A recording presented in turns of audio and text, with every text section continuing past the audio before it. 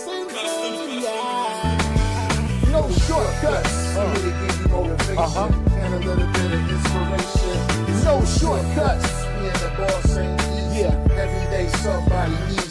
It's no shortcuts. I wake up, stretch, say a prayer, coffee and then some fresh air. Time to get it poppin'. I got a fresh 24. Hopefully I'm blessed with plenty more. Meanwhile, I'm thankful for the fire on the inside burning. I keep earning as the world keeps turning. The thing about life is you never stop learning. Hoping everybody Maxwell, Vernon. You make a plan, then you stick to it. Even in tough times, get through it. So get to it. And make sure your family's straight. We going worldwide, you understanding me, mate? Providing a platform where like minds can meet. Closed mouths don't get fed, want everybody to eat. On Facebook, Instagram, YouTube, and Twitch. Tuesdays at noon, let's all get rich. It's no shortcuts. Tell a friend to tell a friend about the No Shortcut Show.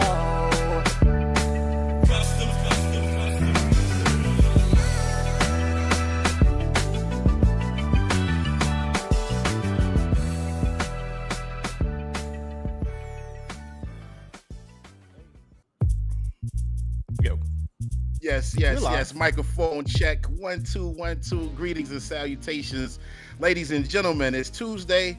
It's 12 p.m. Eastern Standard Time. So you know it's time for another installment of none other than No Shortcuts with Midas and Fame. I'm Midas and that is Fame. We thank you guys for joining us today. As you're coming on in, please say hi. This is a live interactive show.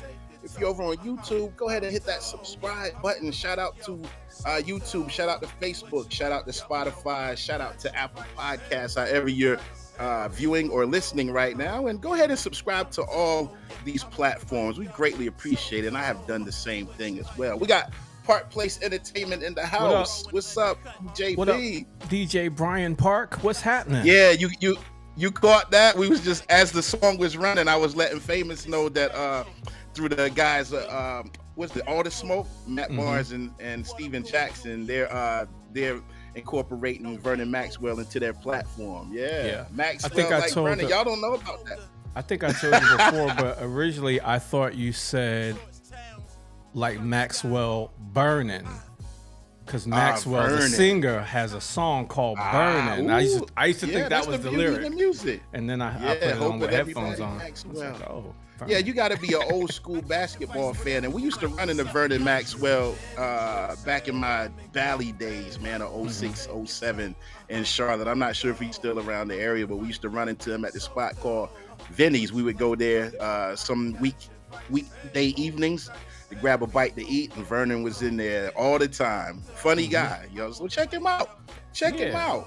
Brian is checking in from his new YouTube channel. So everybody, I see that. Everybody watching this, give a follow to Park Place Entertainment on YouTube. He's got some big things planned for his YouTube channel as well. Just getting it kicking.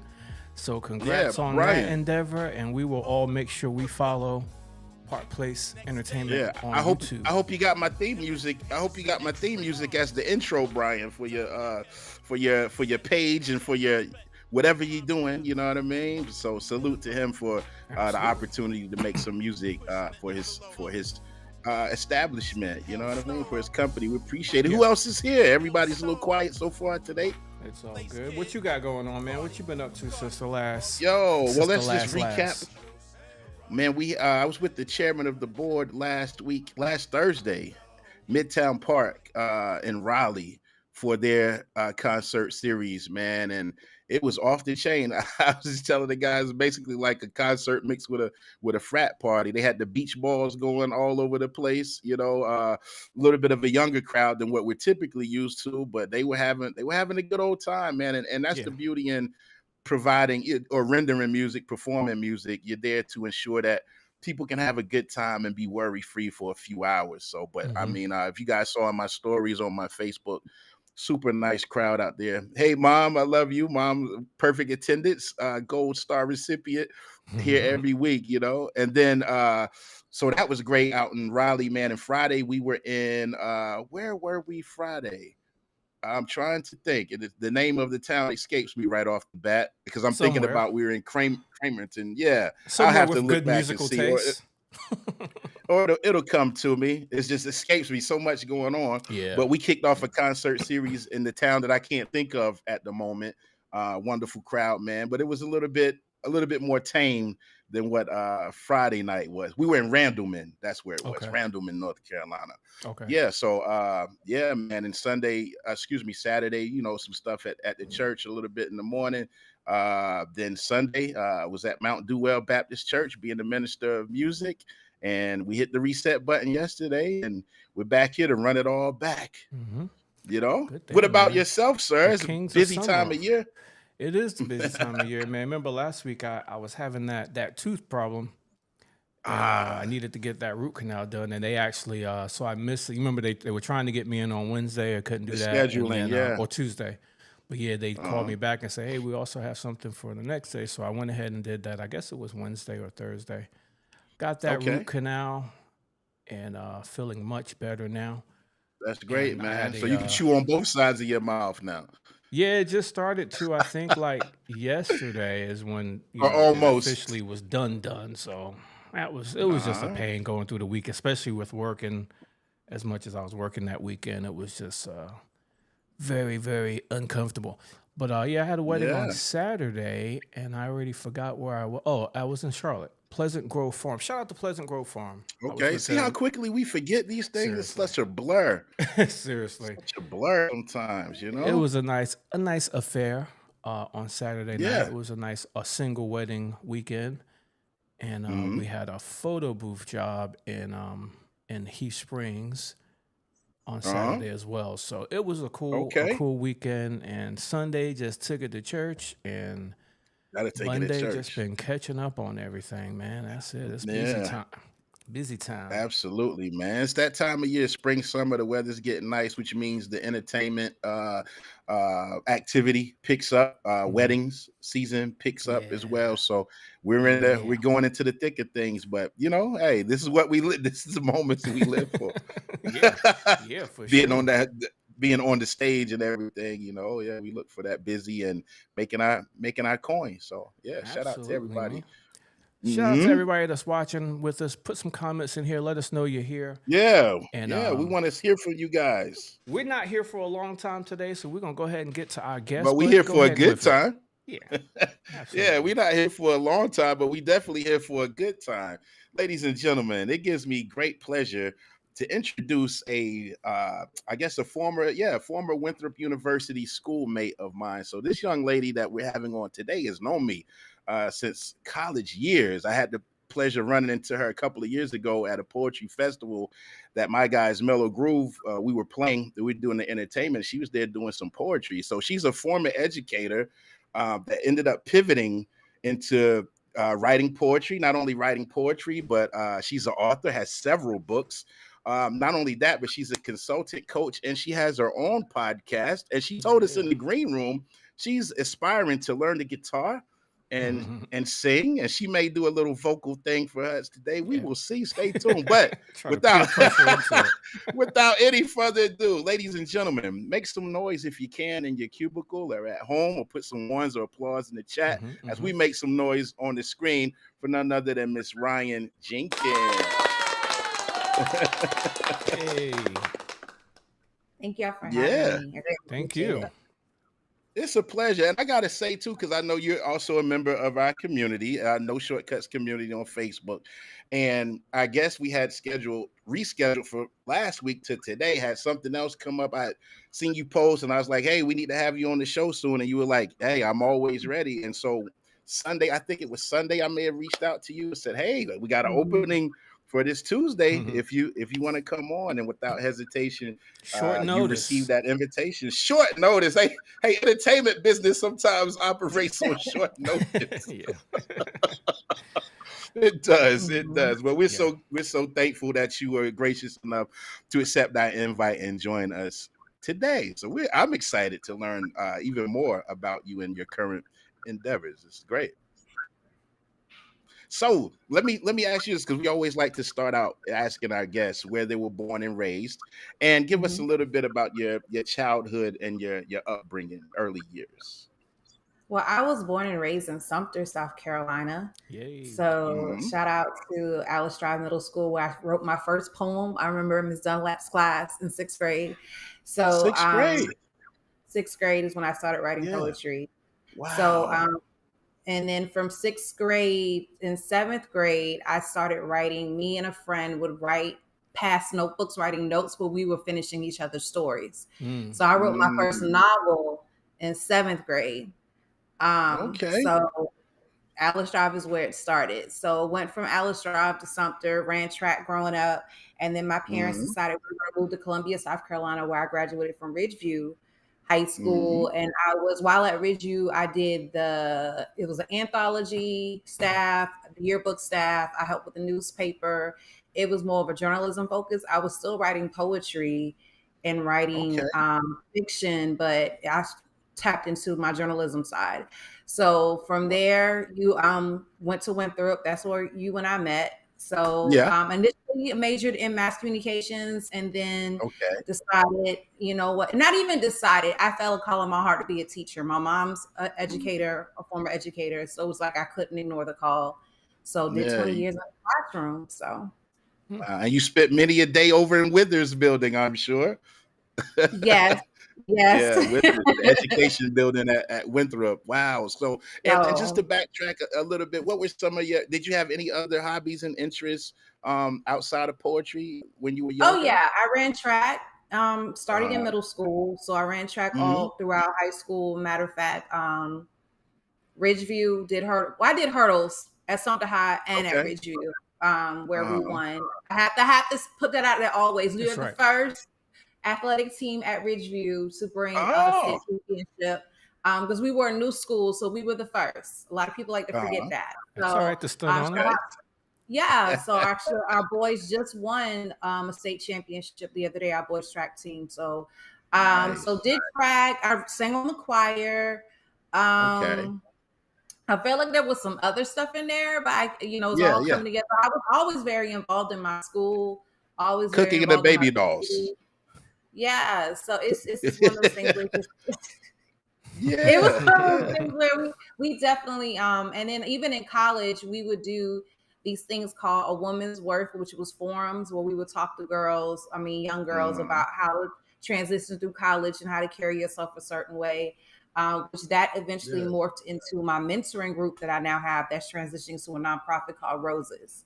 So yeah. Now, did I know you were writing poetry in our Winthrop days? I know you. I was always wrapped up in making music and stuff.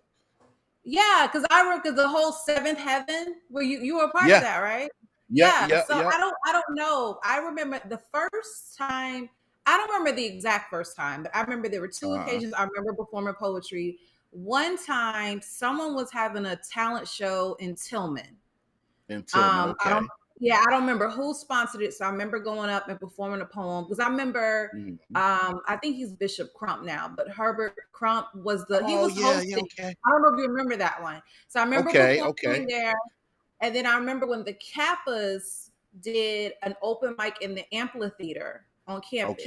I remember performing this. I don't remember that my official breakout performance when I performed. Someone invited me. We had like a street team. A whole bunch of us would go on the streets and like evangelize. And someone asked me to do a poem, and I did it there. And then from there, I started going to different places. But Winthrop, I think it was either one of those two places where that was my first time performing. And we used to shout out to Natalia joining us real quick. We used to be over at the Shack doing those open mics sometimes as well with like the Seventh Heaven and To the Realness and all of that stuff. And it was so much, my brother, without Matt.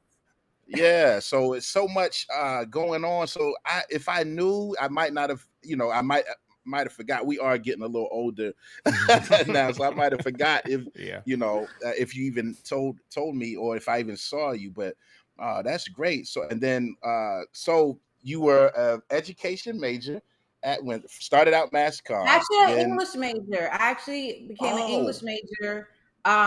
Didn't quite make into the College of Ed, but you have what's called alternative certification programs.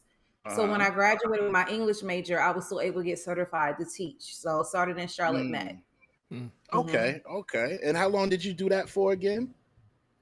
Charlotte Mech was maybe 2.5 years, and then I moved down here after I had my son. So in 2007, so from 2007 until last year, I've been teaching. Okay. Wow. Wow. What school? All right, schools did you teach at Charlotte? Charlotte Mech, I only did one, and it was Coolwood Middle School. Oh, okay. That was the first job to give me a chance. So yeah. Well, shout out to them.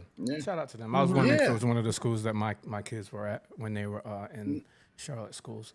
Cool. Yeah. Did you have any siblings, Ryan, or only child? Or my brother, my youngest brother, actually, he's in Charlotte now. Brian Jenkins. So he's 3 years younger than me. His name is Brian. Yes, he was. Oh, we got Brian and Ryan. Okay. Yeah. Nice. I feel like everybody feels like they know a Brian Jenkins. I think I know him. That's my name. I mean, he's out and about. So he does bartending, but he also does body fitness, like bodybuilding competitions and whatnot. So and then you have my two older sisters. My older sister Michelle's retired Navy. She's in Fayetteville, so doing her thing. So let me ask you, Ryan, what was it?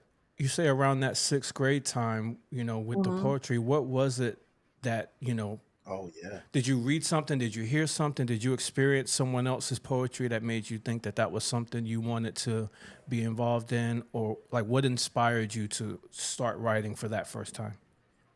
It simply started with me writing Roses Are Red, Violets Are Blue poems. Yeah. I remember getting in trouble because I was supposed to be doing work and I was not paying attention. But I was bored.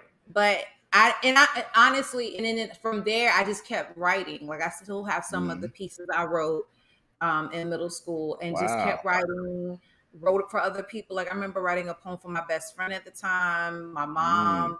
And then from there, it just, and I don't even know what made me want to start writing short stories and novels.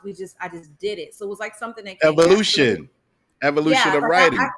Yes. And I feel like it was definitely what I call a generational blessing because my mother's a writer. My grandmother's a storyteller. So I think that was something inside of me that just me taking that initial step to start writing, it just awakened something to me that did not sleep at all ever again.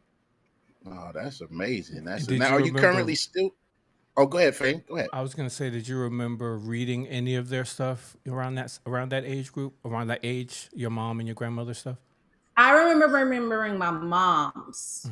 My grandmothers didn't really write. I just remember just always sitting at their feet and listening to them. Like one of the picture books I definitely want to come out with is my maternal grandmother. She's from Edisto Island, South Carolina. Hey. And so she just, the front porch, her kitchen that I felt like when I look at it now was so small, but I feel like it was like 50 people in there sometimes just sitting there listening to her and us sharing stories, or in her backyard underneath the pecan tree.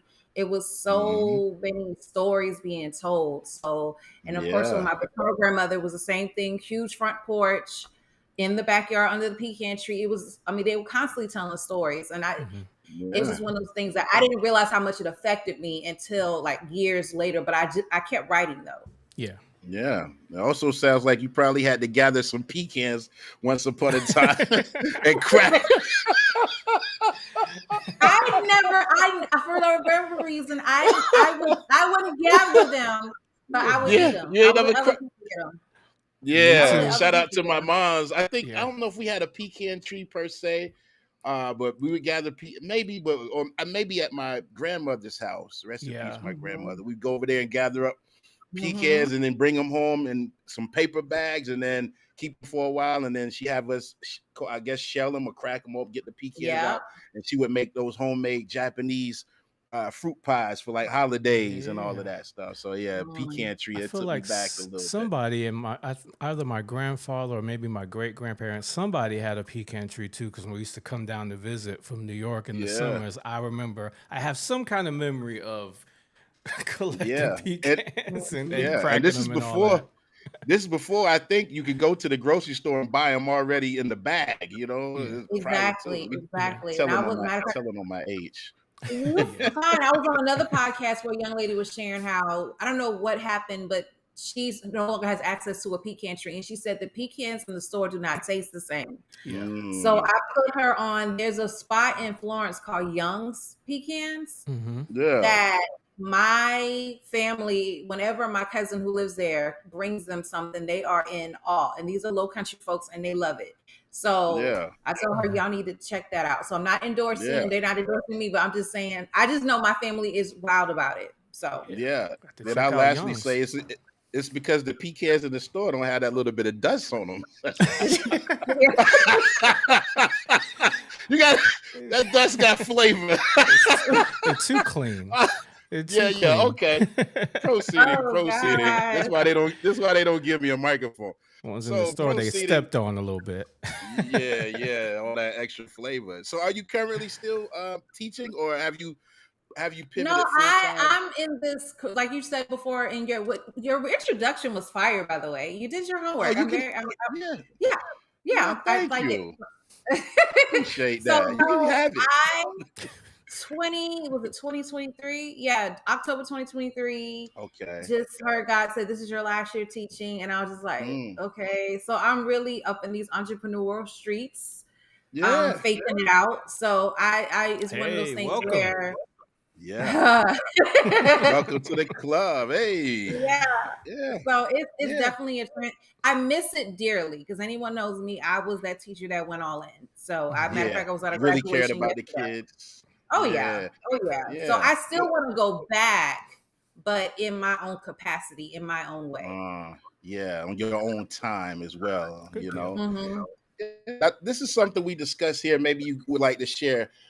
What was your transition like, considering you had a full-time job and a guaranteed paycheck you could rely on? What was your transition like, or what point did you come to, however you want to tell it, where you was like, okay, this is how I'm gonna transition into just being an entrepreneur and following my passions and following my gifts and dreams? Well, it definitely was a God move because I never saw myself walking away from guaranteed paychecks like that. I got insurance. I have a child. Granted, he's now a sophomore in college now, but it's just a certain things in place. And I'm one of those people that if I hear God's voice, I'm gonna follow it. I'm not gonna second guess. It's just clear if I heard it. So luckily for me, because I spent so long teaching, I was able to pull from my retirement. Now, not everybody would agree with that. But to build a little bridge. Yeah. So it was able to help me sustain and rebuild. And I would say definitely this past year has been a reset year for me. Spiritually, mentally, because when I say I went all in as a teacher, games, practices, kids competitions, I was there, so it was like, and then my son went to college for the first year. So being an empty nester, pulling away from education, I really had to transition. So it's one of those things where you really have to be in prayer about it. Other people believe in building up their business while working there.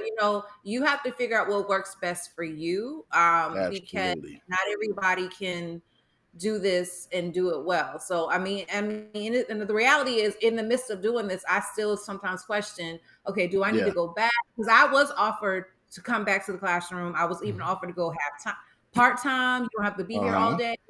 So, and it was just like, I just didn't have a peace about it. So so it's one of those things where you definitely have to, what's the word I want to say? You have to be very mindful of your needs. And if you're a person of prayer, definitely pray about it first, because you don't want to make a decision it's not aligned for you yet. Yeah, it's good advice. That's important. Shout out to James Masters, just got in from locking himself out of his house. I hate it when that happens. I know. James didn't have the key under the mat like most of us did. He knew better. Yeah, growing up, that's the first place they look. Open up, go leave a window unlocked. Growing up back in the day, and Dad would pick us up and go in that window and go unlock the door. Well, I grew up in apartment buildings, so we used to have to go down. When I locked myself out, we had to go downstairs to the lobby and get security to call the super or something, and they'll come with the key. Because they wouldn't let you change like the bottom lock. You couldn't change. They had to have that one. So And the doors had that slam lock on it, so it's going unless you release that, it's going to lock anywhere. I got locked out on New Year's Eve one night. Oh my goodness! That was foul. Yeah, Jerry, you just took me back because I do remember being locked out and then figuring out a way to get through the window. As a kid, yeah. And the window was too high for a regular person to just climb into. So the way the house was set up before it got remodeled, I was 4 or 5, something like that. But if my dad could pick either me or my sister, I don't even know if my brother was born just yet, my baby brother, but pick us up and we could push it up and climb in there and go and open the door. Yeah. Also, I want to check back in before we get back into it. I want to check in with Brian at Park Place. He said he had a celebration of life for a big shagger. Yeah, so he dropped some chairman of the board on the celebration of life. He was talking to me about that beforehand, man. And I think that's kind of a newer thing, having DJs at a celebration of life, man. I've seen that happening a little bit more, in the last couple of years. And it's glad he got the opportunity to experience that firsthand, man. It's kind of it's interesting. That's a good way to say it. Interesting. Things are evolving. Yeah. Jay said I was just dumb and forgot my keys and wallet. Sorry, man. You good? This is the flow of the show. We were taking a break. Family can never interrupt. You know what I mean? You don't even have to call before you pop up.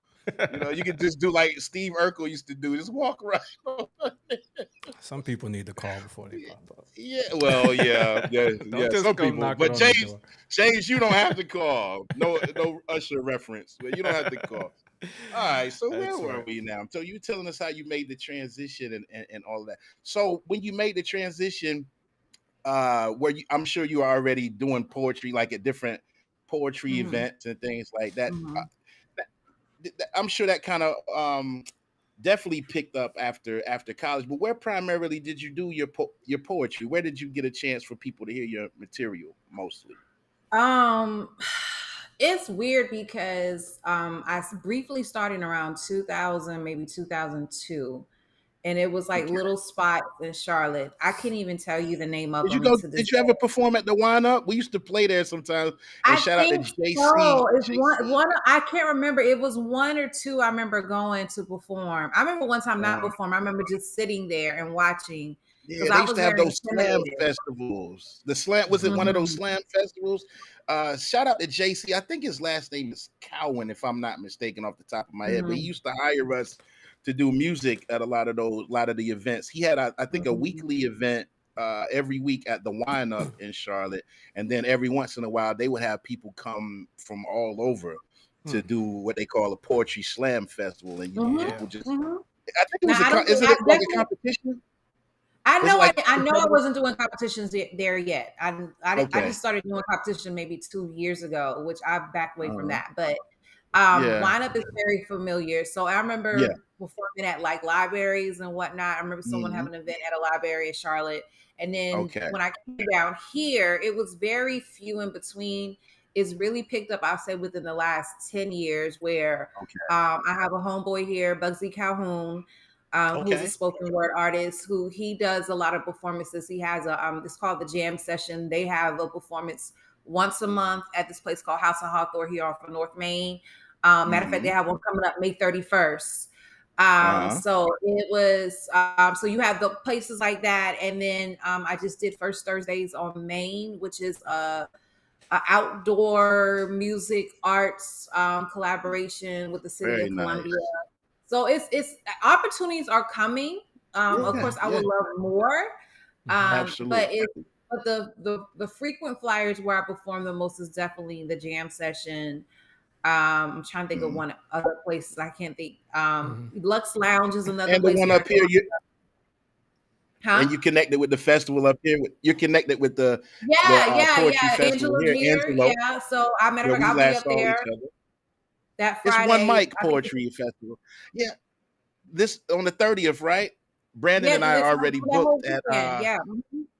Yeah, and we've done it every year, but this year we're already Brandon and I are already booked, but we're trying to fill in with the rest of our band to still do that event because we just play a little bit at the beginning, intermission, and at the very end. So we're gonna try to figure it out. And his festival, is it called One Mic? Am I saying it right? One word. One word. I got my T-shirt somewhere. Shout out to Angelo Jeter. And what's his title again? He has a title. He used to be. He just transitioned out of it, but he was the poet laureate of Rock Hill. Oh, the poet laureate. Wow. Yeah. And what does that mean exactly? That's like the grand. If you heard of Amanda Gorman? Mm-hmm. I haven't heard of her. She was the poet laureate who spoke at Biden's inauguration. Okay. I thought you were talking about somebody we might know. No, I'm trying to that's the ultimate poet laureate. Okay. So she's the poet laureate for United States. Mm-hmm. You can be the poet laureate for a high school, a church, right. And then we have Jennifer Bartell Boykin, who was the poet laureate for Columbia. Pretty much you're all things poetry. You put on festivals. You're able to get money to put on different events. She's done poetry workshops. She's traveled with her books. So it's pretty much you're all things poetry and you get paid to do it. So, but you're a representative to help people establish their voice also. Yeah, shout out to Angelo Jeter. I saw him. I think we played an event, a Martin Luther King celebration in York County, in York, South Carolina, but for York County in January. And he did some pieces there while we went to intermission. So yeah, always good to see him, man. You know, it's great. Yeah, to be a poet laureate sounds like a very prestigious title. It is. You know? It is for sure. It is. It's It's an appointment. If you're interested in traveling a bit too, Ryan, we have a friend, Lonnie, who was one of our early guests on this show. She's out of Spartanburg, and she does poetry and spoken word and she does a lot of these, showcases and events out in the Spartanburg area. And we can get y'all connected through the Facebook as well too, so you can see what Lonnie they're up to. McCullough, right? Yeah, Lonnie McCullough. Yep. Yeah, I remember her. She goes by Red something. Her poetry. Yeah. So, I think I can do that. I can multitask while we're talking, because I was going to ask you, so after doing poetry for however many years, you decided to take it a step further. As we mentioned, at the evolution and growth of writing, and you started writing books. And when you sent me your website and everything, I was like, I knew you had written a couple books. How many total? You got like 7 or 8 books you've written? I have totally. You see 7 there. Really, you see 7 there, but technically 5 is out now. The Heaven's Jewel will be out next week. I'm actually waiting for that ship to come in next week. And then Eminence will be ready. I'm aiming for the end of June, but the other titles are definitely available now. So and in brief, what are each of these books about? If you can give us just a little synopsis. So what I like to put a disclaimer out there, I wrote my first book in 7th grade, but I published my first 2 books in 2021. So the first book is Queen's Heart, which is an anthology that talks about my relationship with God, my family, romantic relationships, society, even talk about sports. Like there's a poem, which I think is so epic now. There's a poem I wrote about the last 5 seconds when Reggie Miller, when they were playing the Knicks. Thank you. And all that. So given the Eastern Conference Finals today, so I would love to turn that into a dope video. So we have to work on that. So Queen's Anthem Queen's Anthem is affirmations for women through poetry, reminding them of their power and who created them. Confessions is if you had the courage to say something, what would it say? So I deal with childhood neglect. I deal with education, how it's just not where it needs to be, how teachers are not treated. I even deal with love, like how you can't listen to that favorite song anymore because you think about him and you don't want to think about him. So that's what Confessions is. A Blessing for the World is my first children's book, which is a love letter affirming our Black sons. So it was ironic when my son was graduating from high school that I got with a fellow classmate of his, who she is currently a rising sophomore at Howard University. She did the illustrations for Blessing for the World and Heaven's Jewel. And then Heaven's Jewel, again, is a love letter affirming our Black girls. And then Reverse is a preteen love story loosely based on my life. Which DJ loosely.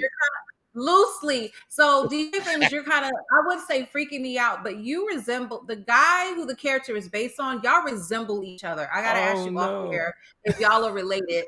So, but the guy I grew up, the guy I grew up with, we were like best friends since we were born. But unlike in real life, in the book, the best friend Jonathan confesses to Monica, I'm in love with you. I want to be with you. They're on their way to 7th grade. And she's like, I don't know how I feel about that. So it's called reverse because they go back and forth and they're feeling for each other. Nice. It happened to me a few times, I think. Yeah. Got friends. You playing Uno? You playing? Were you playing Uno? Yep.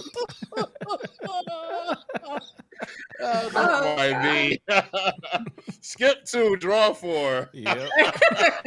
You know, what are you gonna do? Yeah, what are you gonna do? Nah, that's amazing. So you've written, quite a few books, done poetry, author, of course, and you could help some of our other aspiring authors with like publishing and whatever concerns or questions they have. Now you also you're a consultant coach.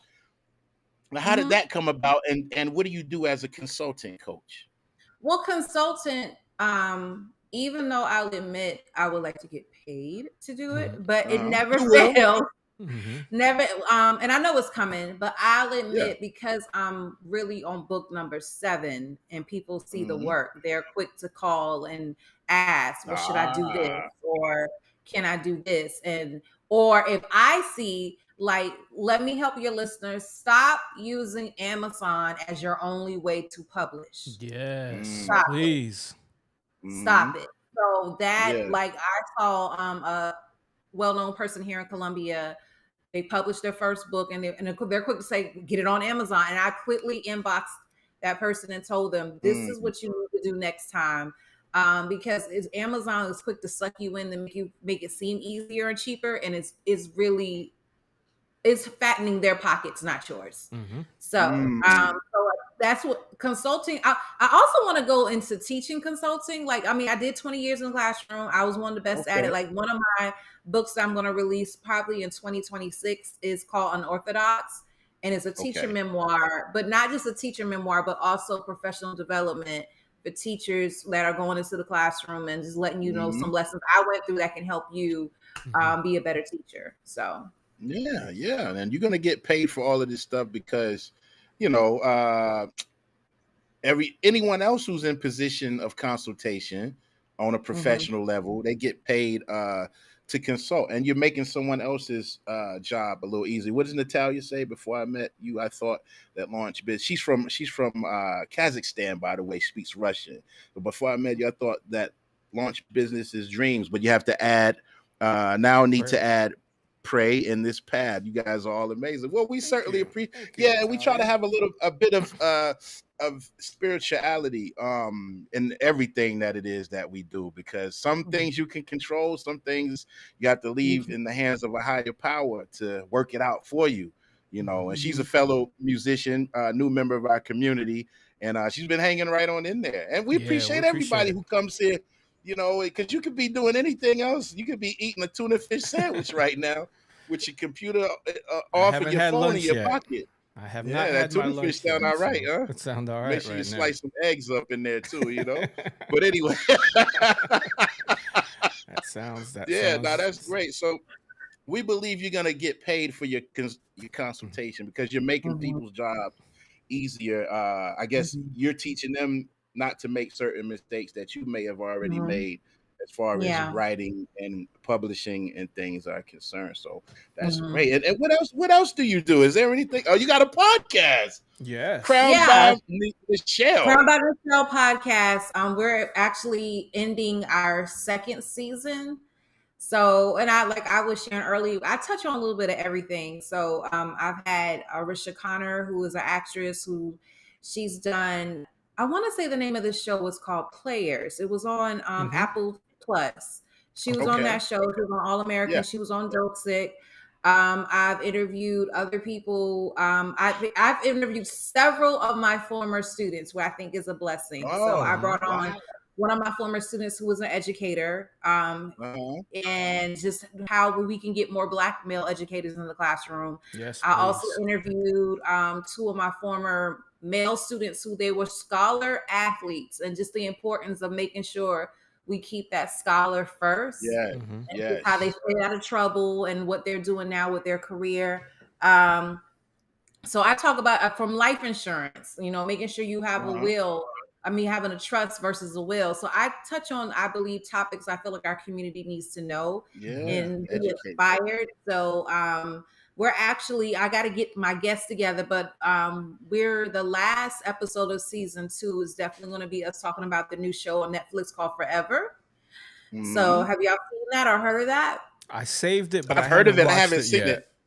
Okay. Yeah, it's definitely giving love story. It's nostalgic in every single way. So Mara Brocco-Kill did her thing again on the show. So we're just going to dissect that show because it really does explore the dynamic of love between teenagers, but also the family dynamic, the social dynamic, and what they're dealing with. So it's something to talk about, and also hopefully we're translating that in our own community. So yeah, absolutely. I remember when I saw it on Netflix, I saw that it was an adaptation of a Judy Blume novel, and I never read that one in school, but I remember reading some other Judy Blume books. I can't remember any titles, but that sparked my attention. I never read a Judy Blume book, which is crazy. This particular I'm book, older than y'all.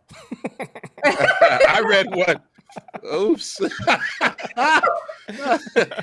Good stuff. You had to get them out the weekly reader. Don't do that. But they said this book was banned because in the book the couple ends up having sex with her son. Oh, okay. So that was the whole. So she literally went to Judy Blume about the book.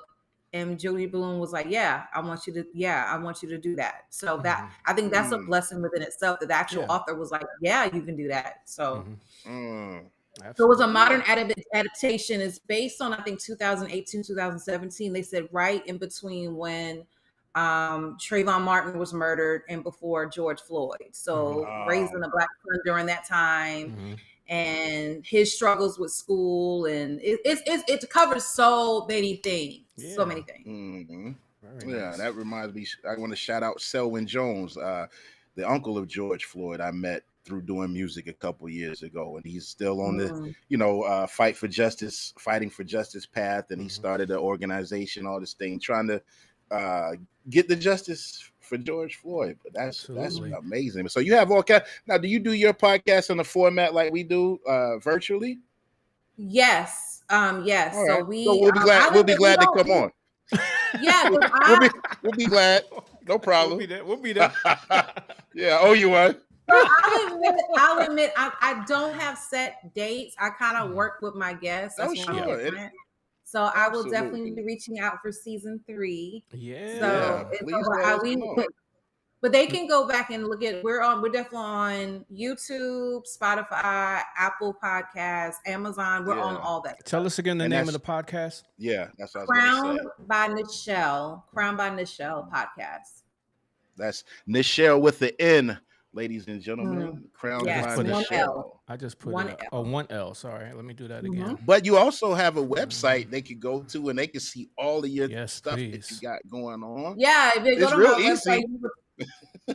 All the social media, and then there's one that says press, and it will definitely tell you all the different ways you can go see. I'm even on iHeart, so all the different platforms you can go on, even to the point under events. I do what is called All Black Author Book Drive. So basically, I collect books by all Black authors, and then I give them out to community events. Or just this couple weeks ago, I did what is called speed book dating, and basically the kids. Let me finish, Jerry. Let me finish. You get to sit down with a bunch of books, and you get to preview the book. So you get to rate. How'd you like the title? How'd you like the intro? So it's a good way for adults and children, but I was working with children And they were able to walk away with 3 of the books that they previewed for Nice. free. Like they didn't have to pay for it. So. Yeah. Okay. Very cool. And what about the dating part? You're dating the book. You're dating the book. Like it literally says, what was your first impression? Do you want to go on the second date? Which means you want to read this book more. I see. So, All right. Listen, clarification never hurt nobody. You gotta fully understand what's going on here. You know? I get it. Right. I get it. You don't want to show up there. I'm you don't not, want to show I'm up there with asking your for a good clothes friend. on. Yeah. All tucked out, dating a book. You got your cologne on and everything. And I could have saved them. I could have saved this Dolce & Gabbana light blue for another time.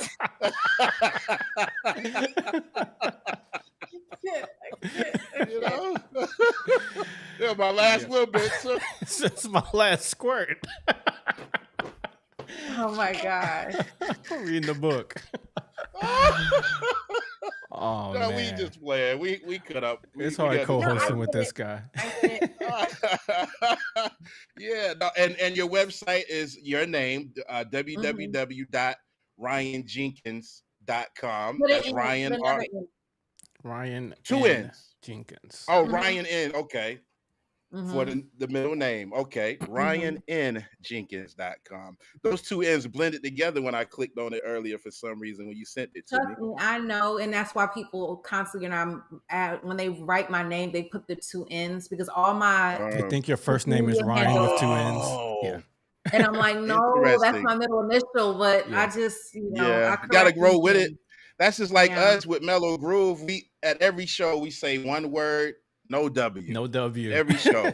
and we go do things like Career Day, and it'll be Mellow Grove, or it'll be Mellow with the W in there, 2 separate words. And we just look at it as a marketing type of thing. You know what I mean? Like they're not gonna get it right 100% across the board. So, but we say it every show, one word, no W, and they still mess it up. So, still can't find it's okay. It happens.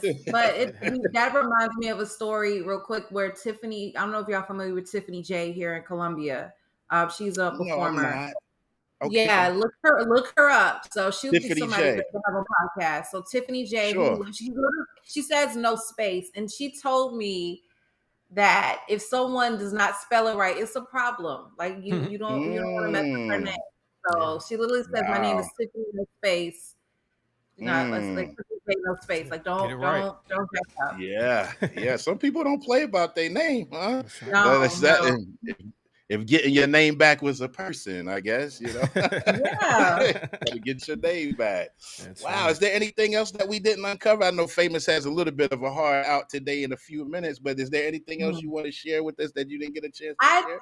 You have a show coming up. Hey. Finally, I'm putting on the show. Okay. So July 6th is going to be at Rock Bottom Studios here. Yeah, okay. I've been delaying and putting it off for the minute, but it's going to be at Rock Bottom Studios. Tickets will go on sale immediately on June 1st, but it's going to be July 6th from 6 to 8. I think I'm still working on the time. I know we're definitely starting at 6. So, but Rock Bottom Studios, which is here in Columbia, South Carolina, off of Garner's Ferry Road. You can look them up, which Rock Bottom is another group. They're an animation group, nice. Black owned, pretty dope. So, but they have a space where you could entertain and have events. So that is where I'm having Winter Storm, who's my sister, aka Karen. Okay. Joyner Washington, she's going to be opening up for me. Bugsy Calhoun is going to DJ for me. Still working on the host, but I'm definitely finally doing my own show. Nice. That's awesome. That's cool. awesome. And you said you were learning the guitar. I'm probably message Barb for you if anybody beats me to it. Or I don't think Barb is on live right now, but she plays guitar. So did you want to do something? You feel compelled? You don't have to. You don't have to. Put it on the spot. Give you the opportunity. I need you. But let's be honest. What you're saying is partially incorrect. I have guitars. I have not played it. Do I sing a little bit? Yes. Okay. Yes. Gotcha. Haven't played the guitar. We have some homework to do. We got to connect her with Barb, and we have to connect her with Lonnie. I already sent her Lonnie's thing earlier. I multitask pretty good. I'll send her Barb's here before we get off it. There we go. So no vocals today? I will do some vocals, Jerry, because Go ahead, Ryan. Come on with it. We don't get this often, so go ahead. I'm gonna be quiet now. Okay. Yeah. Take your time. All right. So this is a piece that I've done. I'm just gonna do a portion of it. Okay. Okay. I've seen trees of green, red roses too. I've seen them bloom for me and you. And I think to myself, what a wonderful world. Some may say that I'm delusional because I'm quick to say it's a wonderful world despite the fact that it's burning down all around me. But I refuse to see darkness overcoming us because I realize that we are more than conquerors and that we are the ones who will prevail because light will shine brighter in any dark area of our life. So I need you not to give up hope. I need you to believe in the one who says that we will prevail, that we will have victory over everything that comes our way, despite what others may do, despite how the government has chosen to rule versus to watch over their people. I'm telling you to remember that it's a wonderful world. And that's that piece. Ah, nice. And a little bit of that Louis Armstrong in there. Yeah. Yeah. Oh, yeah. Oh, yeah. Yeah. That was great. Man, okay. That was great. So, I know Famous is... when you're ready to record that, I'll come in just for the, oh, yeah. Yeah, you got to dig deep. Before we let you go, Ryan, first of all, we thank you for sharing with us today, and everyone who joined us live, not counting the robbery, to hang out with us a little bit. But before we leave, just want to ask you if there's someone who's watching live or watching the replay and they may be straddling the fence about taking the next step of following whatever their dreams or their passions may happen to be. What's a bit of advice, a little free consultation that you might want to leave with them today? Whether it was an author, whether it's being a full-time entrepreneur, whatever is in you to do, God put it in you for a reason. So you need to pursue that. Don't sit on that. He gave us the power to get wealth, and a lot of us underestimate the power within us to produce that wealth with what the gifts we've been given. So use them. Absolutely. Use them. Yeah. Use those gifts. Thank you, James. James says he's going to check out the replay because he missed the first part of the show, but we appreciate thank you, James. Glad you back in the house. You know what I mean? It's always wonderful. You missed the house a little bit when you got to go get that extra key. But we thank Ryan one last time for joining us. Thank all you guys for joining us. Ryan, stay on the line. We'll say goodbye to you separately. We'll do this again next week, ladies and gentlemen. Same time, same channel. Real quick before you close it out. That just reminded me of something. I saw a thing on Facebook the other day. A guy said, "You're gonna make your own self late." The guy said, "How come back in the days when we lost our keys, our mom thought the whole neighborhood knew our address?" Yeah, because he's like, hey, you have somebody sitting on your couch when you walk back in. Yeah, because you lost your keys. Yeah, that's just being hypochondriac. Not hypochondriac. For lack of a better term. Yeah. All right, y'all, we're going to roll up out of here. We'll see y'all next week. God bless. Peace and love. Thank you, Ryan. Stay on with us. Thank you.